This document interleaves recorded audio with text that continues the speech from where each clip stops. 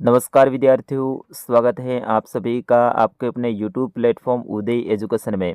विद्यार्थियों, आज के इस वीडियो में लेके आया हूँ माध्यमिक परीक्षा सत्र 2025 की दृष्टि से इम्पोर्टेंट कक्षा 10वीं का विज्ञान विषय का पेपर, जो कि RBSC के विद्यार्थियों के लिए 21 मार्च को आपका पेपर होने वाला है। उसकी दृष्टि से वेरी मोस्ट इम्पोर्टेंट प्रश्न पत्र रहेगा, जो कि आपके आने वाले एग्जाम की दृष्टि से वरदान साबित होने वाला है।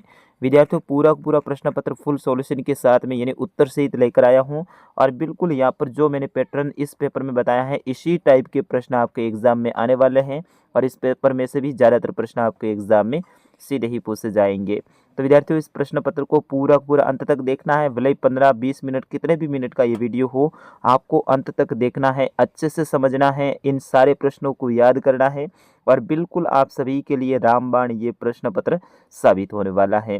विद्यार्थियों, साथ ही इस प्रश्न पत्र को मैं आपको डाउनलोड करने के लिए भी देने वाला हूं, ताकि आप बाद में पढ़ सकें। तो पूरा प्रश्न पत्र उत्तर सहित आपको डाउनलोड करने के लिए मिलने वाला है। वीडियो में मैं कहीं पर भी बता सकता हूं कि कैसे डाउनलोड करना है, इसलिए आप वीडियो को शुरू से अंत तक पूरा देखिएगा। चलिए, पहला प्रश्न की ओर बढ़ते हैं। आपके इस बार अवसाद के 18 प्रश्न आएंगे, यानी 18 नंबर के आपके अवसाद के प्रश्न आने वाले हैं। सबसे ज़्यादा आपको अवसाद के ऊपर ही ध्यान देना है, वस्तुनिष्ठ जो प्रश्न है उनके ऊपर ही सबसे ज़्यादा ध्यान देना है। चलिए, इसमें पहला प्रश्न देखिए, निम्नलिखित में से ऊष्मासोपी अभिक्रिया कौन सी है? तो विद्यार्थियों, इसका सही आंसर होगा N2 gas plus O2 gas बराबर 2NO। ऑप्शन नंबर ब इसका सही आंसर रहेगा। जो सही आंसर है उनको मैंने अलग कलर से इस PDF में शामिल किया है इस पेपर में, ताकि आपको भी जब पढ़ने के लिए देने वाला हूं तो उस समय पे आपको पता चल सके कि इस प्रश्न का सही आंसर क्या है। चलिए, दूसरा प्रश्न है, कोई यौगिक बनाती है, यह यौगिक जल में विलय है, यह तत्व क्या हो सकता है?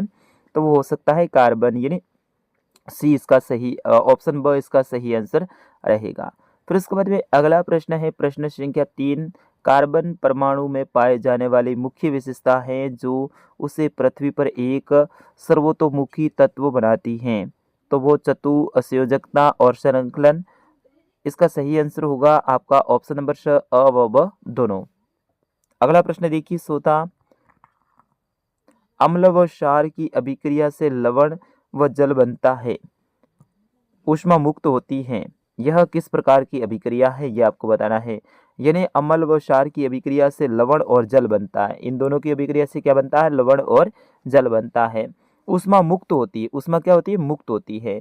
तो ये किस प्रकार की अभिक्रिया है? संयोजन, वियोजन, उदासीनीकरण, अवक्षेपण। तो इसका सही आंसर होगा ये क्या है? उदासीनीकरण अभिक्रिया है, क्योंकि अम्ल और क्षार है, दोनों अभिक्रिया से लवण और जल बनाते हैं, तो इसलिए ये क्या है? उदासीनीकरण अभिक्रिया है। तो उदासीनीकरण इसका सही आंसर होगा। पांचवा देखिए, अपच का उपचार करने के लिए निम्न में से किस औषधि का उपयोग होता है? तो इसमें रहेगा एंटासिड, ऑप्शन स इसका सही आंसर। छठा प्रश्न देखिए, एल्कीन का सामान्य सूत्र है, तो एल्कीन का सामान्य सूत्र CnH2n, यानी ऑप्शन स इसका सही आंसर रहेगा। फिर उसके बाद में सातवां प्रश्न देखिए, प्रोस्टेट ग्रंथि संबंधित है। आपको बताना प्रोस्टेट ग्रंथि है वो किससे संबंधित है? तो नर जनन तंत्र से संबंधित है। Option a is correct answer.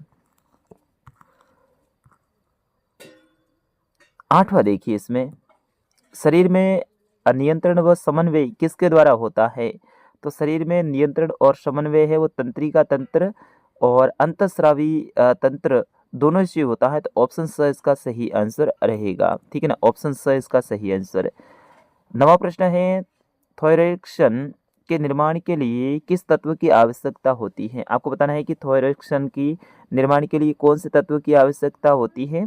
तो ये है आयोडीन। आयोडीन आपको पता है अपने जो खाद्य पदार्थ है उसमें नमक के अंदर आयोडीन पाया जाता है। देखो, नमक की जो पैकिंग होती है उसके ऊपर भी आयोडीन युक्त नमक जैसे नाम लिखा होता है। तो आयोडीन से क्या है? थायरॉक्सिन है उसके निर्माण के लिए ये महत्वपूर्ण है। 10वां प्रश्न है कि बीजाणु समासंग द्वारा जनन होता है। तो बीजाणु समासंग के द्वारा राइजोपस में जनन होता है। किसमें? राइजोपस में। ठीक है ना, ऑप्शन ब इसका सही आंसर रहेगा। सारे प्रश्न इंपॉर्टेंट हैं, इसी टाइप का पेपर आएगा। विद्यार्थियों, प्रश्न पत्र को पूरा देखिए। 11वां है कि किसी जौव के एक विपर्यासी लक्षण के दोनों जीन एक साथ होने पर इसे कहते हैं, तो उसे एक लिंगी कहते हैं। क्या कहते हैं? एक लिंगी कहते हैं। 12वां प्रश्न है कि ऊर्जा का पिरामिड होता है सदैव सीधा होता है। ऊर्जा का पिरामिड कैसा होता है? सदैव सीधा होता है। उल्टा और उल्टा व सीधा, ये कई सारे ऑप्शन मिलेंगे, तो इसमें आपको लिखना है सदैव सीधा होता है। 13वां प्रश्न देखिए, एक प्रकाश किरण दर्पण पर 30 डिग्री पर आपतित होती है तो परावर्तन कोण का मान होगा। यानी कोई प्रकाश किरण है वो दर्पण यानी कांच के ऊपर 30 डिग्री पर आ रही है, तो उसका परावर्तन कोण क्या होगा? तो परावर्तन कोण भी 30 डिग्री ही होगा, क्योंकि उतने जितने डिग्री पे आएगी उतने ही डिग्री पे वो वापस परावर्तन होगी। तो ऑप्शन अ इसका सही आंसर। 14वां प्रश्न देखिए, पिज्म के अवयवी वर्षों के स्ट्रेप्सन हेतु परिवर्णी शब्द हैं, तो इसमें ऑप्शन ब इसका सही आंसर रहेगा। 15वां प्रश्न है कि किसी विद्युत धारा के सतत व बंद परिपथ को कहते हैं, तो विद्युत परिपथ कहते हैं। क्या कहते हैं? विद्युत परिपथ। 16वां प्रश्न है, प्रतिरोधकता का एसआई मात्रक है। वेरी वेरी मोस्ट इंपोर्टेंट प्रश्न, एग्जाम में सपने वाला प्रश्न। तो विद्यार्थियों, प्रतिरोधकता का एसआई मात्रक है वो ओम मीटर है। क्या है? ओम मीटर है। ऑप्शन ब इसका सही आंसर रहेगा। अच्छे से आपको इसको याद रखना है विद्यार्थियों। फिर उसके बाद में अगला प्रश्न देखिए, 17वां, किसी उपकरण द्वारा किसी परिपथ में विद्युत धारा की उपस्थिति संसूचित की जाती है। वोल्वोमीटर, एमीटर, गैल्वेनोमीटर, इनमें से कोई नहीं। तो विद्यार्थियों इसका सही आंसर होगा गैल्वेनोमीटर में क्या होता है? किसी उपकरण द्वारा परिपथ में विद्युत धारा की उपस्थिति में संसूचित होती है। और 18वां और अंतिम अवसद का प्रश्न है, किसी विद्युत धारावाही सीधी लंबी परिनालिका के भीतर चुंबकीय क्षेत्र इसके सिरे की ओर जाने पर घटता है। तो ऑप्शन ब इज करेक्ट आंसर। तो इस तरह से विद्यार्थियों कुल 18 अवसद के प्रश्न आपके एग्जाम में आने वाले हैं। तो यहाँ से काफ़ी कुछ आपको फायदा होने वाला है। अवसद के ऊपर आप विशेष ध्यान अपना आकर्षित कीजिएगा, क्योंकि अवसद है आपके एग्जाम की दृष्टि से महत्वपूर्ण रहेंगे। विद्यार्थियों, वीडियो में आगे बढ़े उससे पहले मैं आपको बताना चाहूँगा, ये पीडीएफ अगर आपको चाहिए तो कैसे आपको डाउनलोड करनी है। आपको जाना है गूगल में, और गूगल में जाने के बाद में आपको सर्च करना है उदय UDAY, फिर उसके बाद में स्टडी STUDY उदय स्टडी, फिर उसके बाद छोटा सा बिंदी यानी डॉट, फिर उसके बाद में IN यानी इन, uday-study.in आप जैसे ही सर्च करोगे तो वहाँ पर हमारी वेबसाइट खुल जाएगी। उसमें आपको जाना है पेपर वाले ऑप्शन में। डायरेक्ट पेपर वाला ऑप्शन मिल जाए तो ठीक है, नहीं तो 3 लाइन ऐसे बड़ी बड़ी दे रखी होगी 3 डॉट, उसके ऊपर आपको क्लिक कीजिए 3 लाइन के ऊपर, और यहाँ पर नीचे विवरण खुलेगा, उसमें पेपर नाम आएगा। पेपर में कक्षा 10 का जो पेपर है उसके ऊपर आपको क्लिक करना है। सारे के सारे पेपर आसानी से आपको मिल जाएंगे।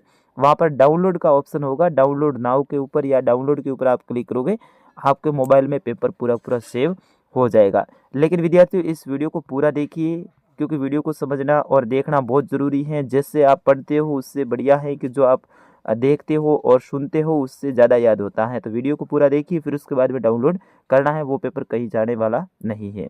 चलिए दूसरा प्रश्न है, रिक्त स्थान की पूर्ति कीजिए, यानी खाली जगह को भरना है। इसमें पहला देखिए, लोहे की वस्तु पर जंग लगना। जंग उसकी खुली जगह पर ऑक्सीजन एवं नमी के कारण होती है, तो यहाँ पर ऑक्सीजन आएगा। ठीक है। दूसरा रिक्त स्थान है, आयनिक यौगिकों का गलनांक व क्वथनांक बहुत अधिक होता है, क्योंकि विपरीत आवेशित आयनों में मजबूत अंतर आयनिक आकर्षण बल होता है। तो इस तरह से इसका जो रिक्त स्थान है इसमें ये आपको भरना है।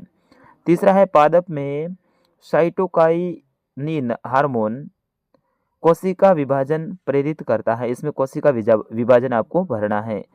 और चौथा रिक्त स्थान है, इसमें अजैविक कारक में अजीवित अंश सम्मिलित होते हैं, तो यहाँ पे अजैविक भरना है। और लास्ट में 1.6 इंटू 10-19 कूलाम आपको भरना है। तो इस तरह से इसमें आपको रिक्त स्थान भरनी है। और अंतिम रिक्त स्थान भी है, यहाँ पर देखिए, विद्युत द्वारा बनाए गए चुंबक को विद्युत चुंबक कहते हैं। फिर तीसरा जो प्रश्न है इसके अंतर्गत आपके अति लघुतरात्मक प्रश्न आएंगे, और कुल यहाँ पर भी 10 प्रश्न आने वाले हैं। तो 10 छोटे छोटे प्रश्न आएंगे जो कि आपको काफ़ी हेल्प करने वाले हैं एग्जाम में अच्छे परसेंटेज बनाने के लिए। इसमें पहला देखिए, प्रतिस्थापन अभिक्रिया समझाइए। तो वह अभिक्रिया जिनमें किसी यौगिक के सभी परमाणु एक एक करके अन्य परमाणुओं से विस्थापित हो विस्थापन या प्रतिस्थापन अभिक्रियाएं कहलाती हैं। यानी इसमें क्या होता है, कोई यौगिक है उनके परमाणु एक एक करके या फिर अन्य परमाणुओं से विस्थापित हो जाते हैं, तो वे क्या कहलाती, प्रतिस्थापन अभिक्रिया कहलाती हैं।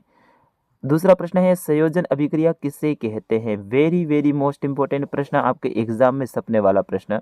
संयोजन अभिक्रिया किसे कहते हैं विद्यार्थियों, वह अभिक्रिया जिसमें दो या दो से अधिक प्रकार के पदार्थों के अणु परस्पर जुड़कर केवल एक ही प्रकार के अणु बनाते हैं, संयोजन या फिर योगात्मक अभिक्रिया कहते हैं। यानी क्या करते हैं, दो या दो से अधिक जो पदार्थ हैं वो अणु से जुड़कर हैं, वो केवल एक ही प्रकार के अणु बनाते हैं, तो वो क्या कहलाते हैं, संयोजन या फिर योगात्मक अभिक्रिया कहलाती है। अति लघुत्तरात्मक के अंतर्गत तीसरा प्रश्न देखिए, मूर्ति व सजावटी सामान बनाने में किस रासायनिक पदार्थ का उपयोग करते हैं। आपको बताना है कि मूर्ति या फिर कोई और सजावटी जो सामान है उसको बनाने के लिए किस रासायनिक पदार्थ का उपयोग करते हैं। तो विद्यार्थियों इसका सही आंसर होगा प्लास्टर ऑफ पेरिस का उपयोग करते हैं। किसका करते हैं, प्लास्टर ऑफ पेरिस का, जो कि कैल्शियम सल्फेट अर्धहाइड्रोज का उपयोग कर मूर्ति और इनका सामान बनाते हैं। फिर उसके बाद में चौथा प्रश्न है कि एस्क के संवर्धन से क्या तात्पर्य है। तो विद्यार्थियों इसका सही आंसर होगा खनिजों से अवांछित अशुद्धियों को दूर करना एस्को का संवर्धन कहलाता है। यानी खनिज होती है उसके अंदर अवांछित अशुद्धियां पाई जाती है, क्योंकि कोई भी खनिज निकालते हैं तो उसके अंदर अशुद्धियां तो होती है, तो उनको दूर करना ही क्या कहलाता है, संवर्धन कहलाता है। पांचवा प्रश्न है कि रुधिर प्लाज्मा किसका वहन करता है। रुधिर प्लाज्मा है वो किसका वहन करता है। तो विद्यार्थियों इसका सही आंसर होगा प्लाज्मा भोजन CO2 तथा नाइट्रोजनी वह पदार्थों का विलेय रूप में वहन करता है। छठा प्रश्न है कि दिवस निरपेक्ष पौधे क्या होते हैं। तो विद्यार्थियों इसका सही आंसर होगा ऐसे पौधे जिनके पुष्पन पर प्रकाश की अवधि का कोई प्रभाव नहीं होता है दिवस निरपेक्ष पादप कहलाते हैं। जैसे मिर्च, इसके ऊपर कोई किसका जिनका कोई प्रभाव नहीं होता है। सातवां प्रश्न देखिए, यौन आरंभ किसे कहते हैं। तो वह आयु जिसमें लड़के एवं लड़कियों में द्वितीयक लक्षण प्रारंभ होने लगते हैं यौन आरंभ कहलाती हैं। ये मुख्य रूप से कब से होती हैं, लगभग 11-12 या फिर 12-13 से लेकर 18 16-17-18 तक होती है। अगला है कि अप्रभावित क्या है। तो विद्यार्थियों प्रथम पुत्रीय पीढ़ी में छिपा रहने वाला लक्षण अप्रभाविकता कहलाता है। नवा प्रश्न है किसी लेंस की डायोप्टर क्षमता को परिभाषित कीजिए। तो विद्यार्थियों इसका सही आंसर होगा डायोप्टर, इसमें जो डायोप्टर उस लेंस की क्षमता के बराबर जिसकी फोकस दूरी मीटर हो। 10वां प्रश्न है आंख का लेंस क्या कार्य करता है। आपको बताना है कि आंख का लेंस से वो क्या कार्य करता है। तो आंख का लेंस अपवर्तित किरणों को रेटिना पर पड़ने से फोकस दूरी निर्धारित करता है। इसके बाद में 11वां प्रश्न भी है इसी में, इसको आपको अच्छे से पढ़ना है और पढ़ने के बाद में उत्तर देना है। कुल छोटे छोटे 12 प्रश्न आने वाले, मैंने शुरुआत में 10 बोला था लेकिन 12 आएंगे इस बार आपके एग्जाम में। घरेलू विद्युत परिपथों में अतिभारण से बचाव के लिए 2 उपकरणों के नाम लिखने हैं। तो फ्यूज तथा MCV आपको इसमें लिखना है। फिर उसके बाद में 6वां प्रश्न है वो तीसरे प्रश्न के अंतर्गत अति लघुत्तरात्मक कुल 12 प्रश्न आएंगे। 6वां प्रश्न नीचे दिए गए प्रत्येक उपकरण में होने वाली अभिक्रिया के प्रकार को पहचानिए और उनके लिए संतुलित रासायनिक समीकरण है वो आपको लिखना है। तो इसमें संतुलित रासायनिक समीकरण लिखना है, जैसे कि जिंक सिल्वर नाइट्रेट से अभिक्रिया करके जिंक नाइट्रेट और सिल्वर बनाता है, तो इसको आपको लिखना है। तो इस तरह से इसका सूत्र रहेगा। फिर दूसरा है कि पोटेशियम आयोडाइड लेड नाइट्रोज से अभिक्रिया करके पोटेशियम नाइट्रेट और लेड आयोडाइड बनाता है, तो इसका सूत्र ये रहेगा। तीसरे में है केवल रासायनिक समीकरण लिखिए। इसमें जो 5वां प्रश्न है इसमें रासायनिक समीकरण लिखना है। बूझे हुए चूने के साथ क्लोरीन क्रिया करती है, तो किस तरह से रासायनिक सूत्र बनेगा। तो CaOH2 प्लस Cl2 बराबर CaOCl2 प्लस H2O, इस तरह से इसमें बनेगा। दूसरा है कि वीरंजक चूर्ण की तनु हाइड्रोक्लोरिक अम्ल से अभिक्रिया कराई जाती है तो क्या बनेगा, वो आपको लिखना है इसमें। छठा प्रश्न है मिश्र धातु किसे कहते हैं, इनके किन्हीं दो उपयोगों को लिखना है। तो मिश्र धातु या फिर मिश्रातु किसी धातु का अन्य धातु अधातु के साथ मिलकर बनाया गया समांगी मिश्रण मिश्र धातु कहलाता है। यानी कोई धातु है वो अन्य धातु से मिलकर जो उनका मिश्रण होता है वही क्या कहलाता है, मिश्र धातु कहलाता है। उदाहरण के लिए पीतल, कांचा, शोल्डर स्टील आदि सभी मिश्र धातु हैं।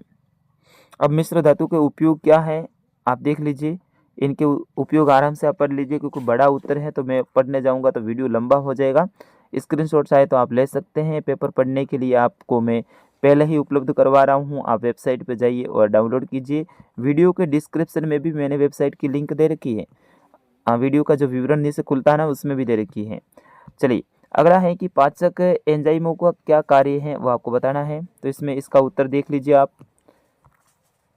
अच्छे से आपको स्क्रीनशॉट लेना है। अब बड़े बड़े प्रश्न हैं तो इनके उत्तर जरूर मैंने यहाँ पर लिखे हैं, लेकिन आपको याद करना है, डाउनलोड करके पढ़ लेना।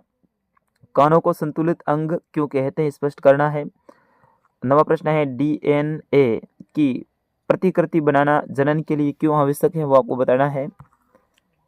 10वां प्रश्न अच्छे से आपको पढ़ लेना है और इसको याद करना है। 11 प्रश्न देखिए, ऐसी दो परिस्थितियों का वर्णन कीजिए जिन पर किसी बिंब को रखने पर एक अवतल दर्पण दोनों बार बिंब का बड़ा प्रतिबिंब बनाता है। तो इन दोनों प्रतिबिंबों के बीच दो अंतर आपको बताने हैं। दूसरा है कि जब बिंब के अवतल दर्पण के सामने F व C बिंदुओं के बीच रखते हैं तो दोनों प्रतिबिंबों में अंतर निम्न प्रकार होंगे। तो ये आपको लिख देना है इसमें। 12वां प्रश्न है सिनेमा की रील में सभी लोग स्वाभाविक रूप से हिलते झूलते क्यों दिखाई देते हैं जबकि वास्तविक में वे स्थिर ही होते हैं, तो वो आपको बताना है। 13वां प्रश्न है धारावाहिक चालक को चुंबक के ध्रुवों के बीच रखने पर चालक पर क्या प्रभाव पड़ता है वो आपको समझाना है। अब आगे के जो प्रश्न हैं आपके बड़े बड़े रहेंगे। इसमें 14वां प्रश्न है लवण जल ब्राइम के विद्युत अपघटक के समय एनोड पर कोई गैस मुक्त होती है, जब गैस को बुझे हुए चूने से प्रभावित किया जाता है तो कोई यौगिक बनता है जिसका उपयोग पीने के जल के जीवाणुओं से मुक्त करने के लिए किया जाता है। तो इन प्रश्नों के उत्तर आपको बताने हैं। ठीक है, ये प्रश्नों के उत्तर आपको बताने हैं। और 15वां प्रश्न है मानव में नर जनन तंत्र का नामांकित चित्र बनाना है। और इसी में दूसरा प्रश्न रहेगा अलैंगिक जनन की अपेक्षा लैंगिक जनन क्यों लाभ है, जनन के क्या लाभ हैं वो आपको बताने हैं। तो विद्यार्थियों इस तरह से ये पूरा पेपर मैंने आपको समझाया है। इसी टाइप का पेपर आपके एग्जाम में आने वाला है। और इसमें देखिए और भी प्रश्न है, देख लीजिए। 16वां प्रश्न है ओजोन परत की क्षति हमारे लिए चिंता का विषय क्यों है, इस क्षति को सीमित करने के लिए क्या कदम उठाए गए हैं वो आपको बताना है। अथवा ऑप्शन रहेगा दो प्राणी पलुकों के नाम लिखिए, सर्वारी क्या है, किसी वन की खाद्य श्रृंखला का एक उदाहरण आपको देना है। 17वां प्रश्न है विद्युत बल्बों में भरी जाने वाली दो गैसों के नाम बताइए तथा स्पष्ट कीजिए कि इन गैसों में विद्युत बल्ब में क्यों भरा जाता है। तो दो गैस कौन सी होगी, एक तो होगी आर्गन, नाइट्रोजन और स्पष्टीकरण। ठीक है ना, इस तरह से ये तीन गैस है, इनके बारे में आपको लिखना है। अथवा में ऑप्शन रहेगा आपके सामने प्रतिरोधकता को परिभाषित करना है, ओम का नियम लिखना है और ओम के नियम का सत्यापन करने के लिए आवश्यक परिचय आपको आरेख भी बताना है। और खंड द के अंतर्गत आपके आएंगे बड़े बड़े प्रश्न निबंधात्मक। इसमें 18वां देखिए, इसमें दो प्रश्न रहेंगे, साइक्लोपेंटेज का सूत्र और इलेक्ट्रॉन बिंदु संरचना दीजिए। और दूसरा रहेगा उस सजातीय श्रेणी के पहले दो सदस्यों के अणुसूत्र का नाम लिखिए जिसका प्रकार्यात्मक समूह Cl है। और अथवा ऑप्शन रहेगा संतुष्ट और असंतुष्ट का हाइड्रोकार्बन में अंतर आपको बताना है। और इसी में दूसरा प्रश्न रहेगा कार्बन के अधिकांश यौगिक विद्युत के कुचालक क्यों होते हैं वो आपको बताना है। तीसरा प्रश्न रहेगा किसी ऐसे संतुष्ट यौगिक का नाम लिखिए जिसमें कार्बन परमाणु वलय के रूप में व्यवस्थित होते हैं। 19वां प्रश्न है मनुष्य के फेफड़ों का नामांकित चित्र बनाना है। वेरी वेरी मोस्ट इंपोर्टेंट प्रश्न। इसी में दूसरा रहेगा बाह्य श्वसन को परिभाषित कीजिए तथा ग्लूकोज के विघटन का रासायनिक समीकरण आपको देना है। अथवा ऑप्शन रहेगा प्रकाश संश्लेषण और श्वसन के दो अंतर लिखने हैं। इसमें दूसरा प्रश्न रहेगा प्रकाश संश्लेषण की प्रकाश अभिक्रिया का संक्षिप्त में वर्णन करना है। इस तरह से ये प्रश्न आपके एग्जाम में आने वाले हैं। और 20वां और अंतिम प्रश्न है अपवर्तन के नियम लिखिए। 6 cm लंबाई की एक कील उत्तल दर्पण के सामने 20 cm दूरी पर रखी है। यदि इस दर्पण को फोकस दूरी 10 सेंटीमीटर है तो कील के प्रतिबिंब की लंबाई तथा स्थिति ज्ञात करना है। अथवा ऑप्शन रहेगा दर्पण का सूत्र बनाना है। उत्तल एवं अवतल दर्पणों में दैनिक जीवन के कोई दो उपयोग बताने हैं। और अंतिम रहेगा यदि एक लेंस की क्षमता +2.5 D है यानी डेसिबल है तो उसकी फोकस दूरी आपको ज्ञात करनी है। तो इस तरह से ये 20 प्रश्न आएंगे। पूरा 80 नंबर का आपका पेपर आने वाला है। विद्यार्थी इस पेपर को मैं तो कहता हूँ कि आप डाउनलोड कर लो। अच्छे से तैयारी करनी है तो आपको जाना है गूगल में और सर्च करना है उदय स्टडी, ठीक है ना, उदय स्टडी .in, ठीक है, उदय स्टडी .in आपको सर्च करना है। या फिर इसी वीडियो को डिस्क्रिप्शन यानी जो नीचे विवरण दे रखा है कक्षा 8 वगैरह नाम दे रखा है, इसके ऊपर आप क्लिक करो, नीचे खूब सारा विवरण खुलेगा। उसमें पेपर की PDF की लिंक मैंने दे रखी है, वहाँ से भी आप पेपर को डाउनलोड कर सकते हैं। तो फिलहाल विद्यार्थियों इस वीडियो में इतना ही। मिलते हैं अगले वीडियो में, तब तक के लिए मुझे अनुमति दीजिए। नमस्कार, जय हिंद, वंदे मातरम।